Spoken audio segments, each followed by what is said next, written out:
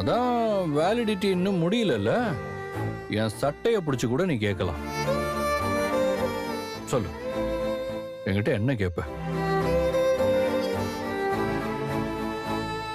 வெண்ணிலாவை ஏன் ஹாஸ்பிட்டல்ல சேர்க்காம இங்க கூட்டிட்டு வந்தான்னு கேப்பியா? நான் ஏங்க அப்படி கேட்க போறேன்?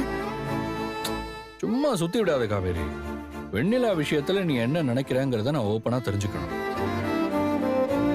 சொல்லு. ஏன் வெண்ணிலாவை உன் மனசுல என்னவா நினைச்சிட்டு இருக்கேன்னு நீ ஓப்பனா சொல்ல. உங்ககிட்ட தான் கேட்டுட்டு இருக்கேன். நீங்க என்னவோ வெண்ணிலாவை நான் ஏதோ எதிரியா பாக்குற மாதிரியே கேள்வி கேட்டுட்டு இருக்கீங்க.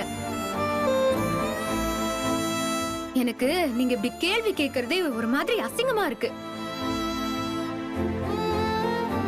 நீங்க வெண்ணிலாவை கேர் பண்ணிக்கிறதுல எனக்கு எந்த வித பிரச்சனையும் இல்ல.